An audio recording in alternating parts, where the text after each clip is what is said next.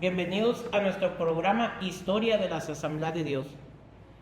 Rapidito nos presentamos, un servidor, Iván Reyes, Emanuel Vázquez. Francisco Martínez. y hoy tenemos el honor y el gusto de tener en este programa a nuestra presbítera Sara Martínez. Yo pudiera dar un currículum extenso de la vida de nuestra presbítera, pero quisiera a viva voz que ella nos pueda decir quién es Sara Martínez. Pues más que nada soy una sierva de Dios. Yo creo que ese es el más alto honor. Tengo más de 35 años sirviendo al Señor. Ya una buena cantidad de esos años he podido participar en las labores de la enseñanza en institutos bíblicos.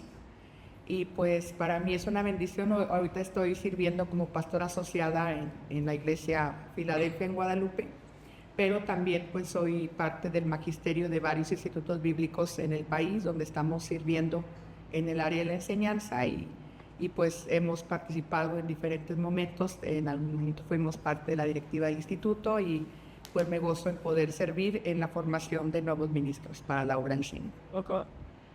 Sabemos que durante su experiencia y su trayectoria en la obra de Dios, nos podría comentar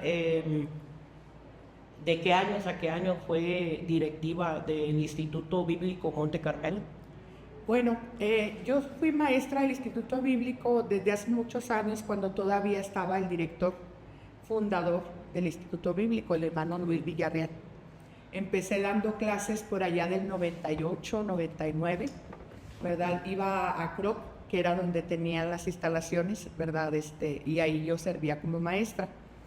Durante varios años me mantuve entonces apoyando en el área, en las aulas de la enseñanza.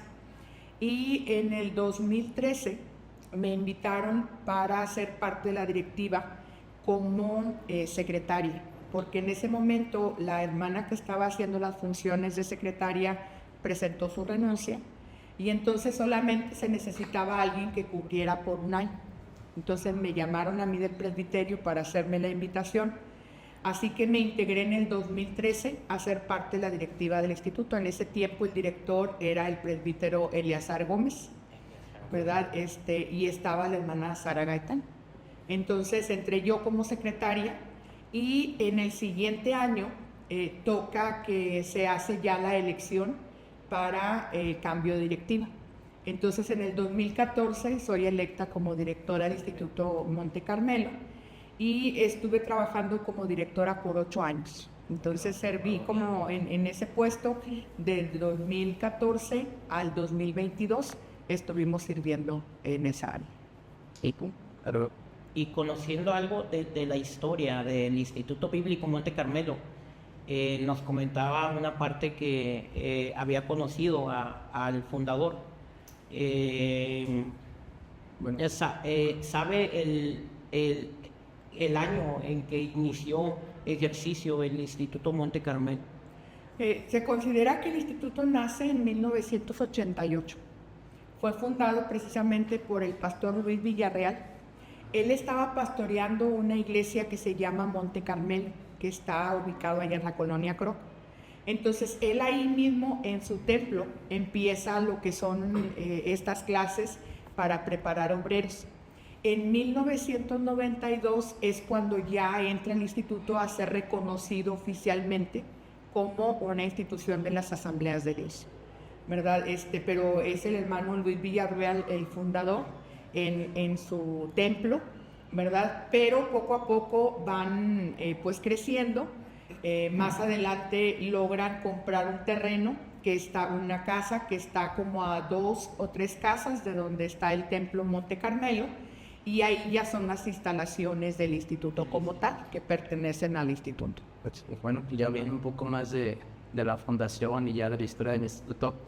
Pues nos gustaría más también saber acerca del desarrollo, de acuerdo, quizá ha habido, pues fue algo mal, pero queríamos saber si ha tenido cambios importantes este instituto bíblico a lo largo de los años, en este periodo de tiempo. Sí, el instituto comienza con su base en lo que es la colonia Croc. Empiezan a recibir alumnos de esas áreas, Pero en algún momento, ¿verdad? Los directivos, que en este caso estoy hablando del presbítero Inmar Valle, ¿verdad? En el 2007 él era el director, viendo que para mucha gente era difícil llegar hasta donde estaba la sede del instituto, ya que el área metropolitana pues ha crecido mucho, los tiempos de traslado se complican. Entonces el hermano Inmar es quien inicia la visión de llevar el instituto a las áreas donde hay necesidad. Entonces ahí es donde comienza esta forma de trabajo del instituto, que viene siendo abriendo aulas. Las primeras aulas fueron en Sabinas, Hidalgo, en Guadalupe, ¿verdad? En Santa Catarina, fueron algunas de las aulas, en Higueras, Nuevo León, ahí se abrieron aulas, ¿verdad? Pero fue bajo el liderazgo del hermano Inmar en el 2007. Posteriormente, pues los que hemos ido entrando a trabajar, hemos seguido con ese sistema, abriendo aulas en otros municipios, pero inicialmente es en esa fecha cuando se va con la visión de llevar el instituto a donde hay personas que tienen llamado, pero que a veces se les complica mucho llegar hasta la sede de Monterrey, y entonces ponerlo en un lugar más accesible, donde ellos puedan asistir para ser capacitados y preparados para la obra del Señor. Y pues me pregunté esto, tal vez un poco, ¿hubo algún momento de crisis del instituto o algo que haya dicho, marcado, que marcó un antes y un después de este instituto bíblico? Crisis como tal, quizás no tanto a un problema fuerte. Lo que sí es que el instituto ha enfrentado desafíos. Por ejemplo, cuando se abre esta modalidad de llegar a las aulas en otros municipios, es porque el instituto se estaba quedando sin alumnos. ¿En serio? Porque como todo el alumnado pertenecía a cierta zona, entonces la zona ya había sido cubierta. Entonces había poco alumnado y ya se estaba a punto de cerrar, previo al hermano Inmar. Entonces, precisamente cuando él toma la batuta, él dice, bueno, ¿qué vamos a hacer? O se cierra porque ya no hay alumnos, porque se batalla, porque en lo que es la sección o esa región, ya los alumnos habían graduado, pero no estaba llegando más gente. Y entonces esa crisis, sí, en cierta manera, de falta de alumnado, es lo que lleva a abrir la visión, a extenderse y decir, bueno, no podemos quedarnos aquí y esperar a que se cierre el instituto, vamos a abrir, vamos a ir a los lugares donde hay iglesias, que la gente necesita ser capacitada. Y entonces sí, las crisis siempre he pensado que pueden ser algo que venga a destruir un lugar o una obra, o también pueden ser áreas de oportunidad. En este caso, la crisis de tener poco alumnado se convirtió en el área de oportunidad para ampliar la visión y llevar el instituto a otras zonas, como ahorita se está trabajando. Bueno, otra cosa creo que muy importante, aparte de los directivos, creo que son los maestros y los pastores que han ido llegando al instituto a lo largo del tiempo. ¿Cuál considera usted que sería el impacto que ha generado estos docentes y pastores en el crecimiento del instituto? Definitivamente es trabajo en equipo. Se necesita una directiva que tenga visión, tenga liderazgo, pero también se requiere un magisterio entregado, comprometido, porque en la medida que los maestros crecemos y nos esforzamos, pues eso va a hacer que los alumnos también desarrollen más, ¿verdad? Entonces definitivamente tiene que ser un trabajo en equipo, y en este caso también se requiere la confianza en los pastores, porque al final hay muchos institutos bíblicos, y cuando el alumno decide ingresar a la escuela bíblica, el pastor es el que da la autorización, ¿verdad?, para que ingrese a una institución. Y aquí es muy importante que el pastor pueda tener esa confianza en la institución, en saber que los alumnos van a recibir una formación de acuerdo a nuestra doctrina, pero también que van a ser formados en su carácter, una formación de servicio, de manera que entonces ellos puedan pues desarrollar, y posteriormente, claro, que van a ser de bendición en su iglesia local, y si Dios los llama a otra parte, a donde Dios los quiera llevar. Pero creo que es un conjunto entre directiva, maestros y pastores, ¿verdad? Para poder lograr que una institución avance. No se puede si no hay la colaboración de los diferentes grupos, sobre todo la confianza, el compromiso, creo que es algo muy importante, y cuando se logra, pues va a ser un impacto, primero en la vida de cada alumno, porque cada alumno va a ser impactado con las enseñanzas, va a crecer no solamente en el aspecto teológico, sino también en su desarrollo como ministro, como siervo de Dios, y lógicamente eso va a impactar a su iglesia, ¿verdad? Porque va a ser de bendición en su iglesia local y posteriormente, pues hasta lo último de la tierra, a donde Dios los quiera llevar, van a seguir impactando. Entonces creo que es muy importante por eso el trabajo de una institución como esta, y sobre todo cumplir con ese llamado de impactar el área donde Dios nos ha puesto. Okay.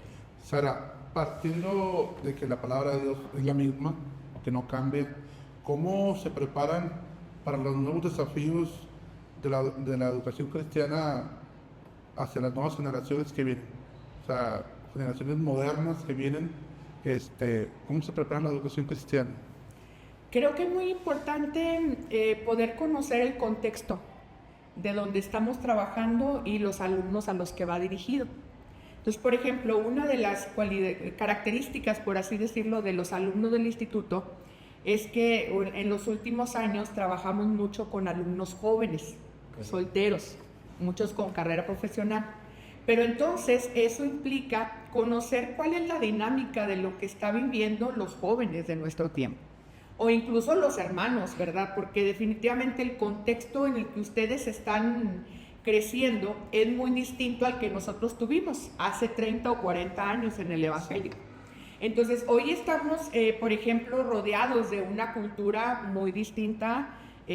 Hablaríamos, por decir, de la cuestión de todo lo que es la ideología que se está manejando, otras formas de aprendizaje. Entonces, como maestros y como institución necesitamos conocer qué es lo que está pasando ahorita para poder llevar la palabra que sea entendible en este contexto y también ver cuáles son las necesidades. Por ejemplo, una de las cosas que observamos en el tiempo en que yo estuve trabajando es que estamos luchando ahorita con una cuestión fuerte de una iglesia que poco promueve o cree en el bautismo en el Espíritu Santo.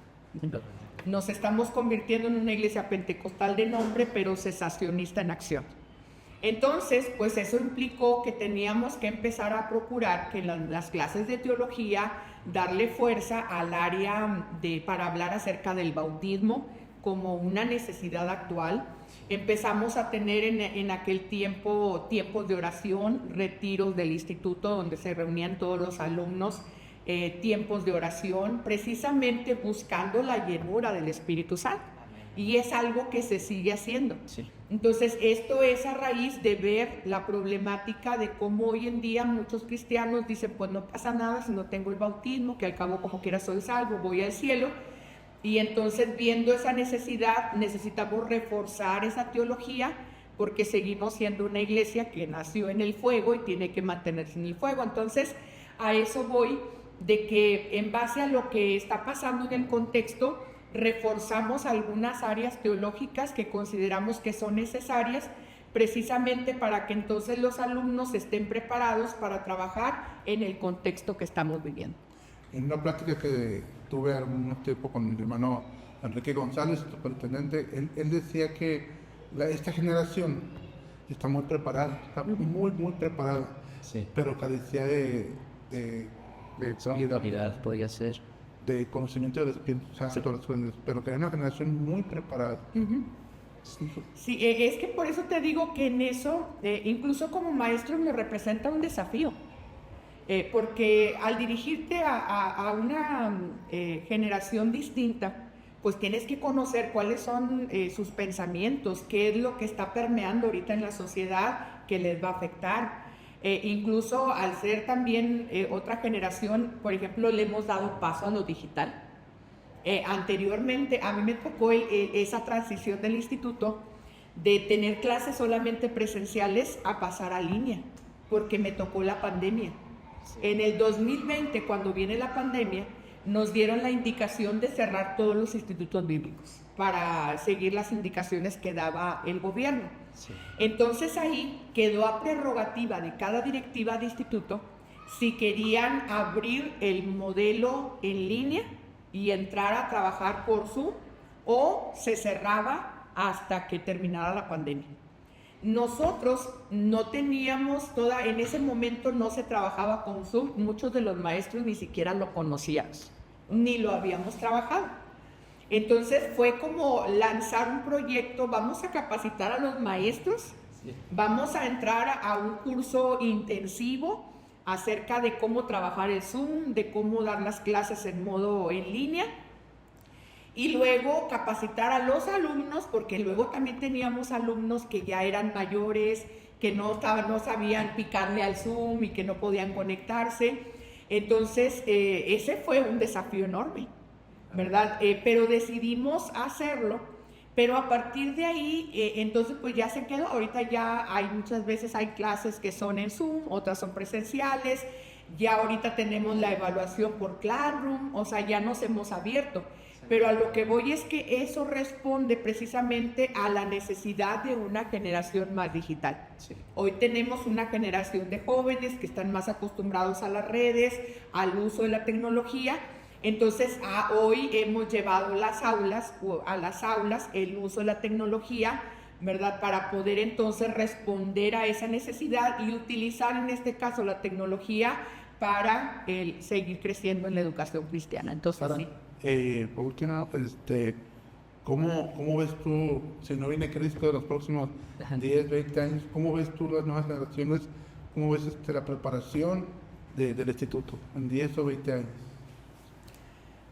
Yo quisiera que el Señor venga pronto, porque la verdad cuando vemos la situación actual cada vez está más difícil. Sí. Entonces, pero también creemos que en cada generación siempre hay un remanente y que Dios se sigue glorificando. Entonces tenemos un gran desafío, porque si bien tenemos muchos alumnos que están llegando, tenemos gente con más preparación académica, con más recursos, con más posibilidades, pero el gran desafío es no solamente que logremos que ellos crezcan en la parte teológica o en cuanto a conocimiento de la palabra, sino que realmente, ahora sí que como dice la Biblia de Esdras, ¿verdad? Que él escudriñó la palabra, dispuso a obedecerla y luego a enseñarla. Entonces el gran desafío es lograr que las nuevas generaciones no solamente crezcan en lo teológico, sino que realmente dejen que la palabra impacte sus vidas, que sea su modo de vida, que realmente sus vidas sean transformadas por esa palabra, por esa teología, y que entonces ellos puedan enseñarlo a las nuevas generaciones. Si bien son tiempos muy difíciles, considero que dentro de todo podemos verlo con optimismo, confiando en que el Dios que se ha revelado a su pueblo desde el inicio lo va a seguir haciendo hasta que Él venga. Pero sí, definitivamente veo una educación más con más herramientas, con muchos más recursos que anteriormente no se tenían, pero con un enorme desafío de que la educación no se quede solo en la parte teológica, sino que realmente sean vidas transformadas. Y la otra es que esa transformación pueda llegar a la comunidad donde estamos. Creo que ese sería el gran desafío que tenemos.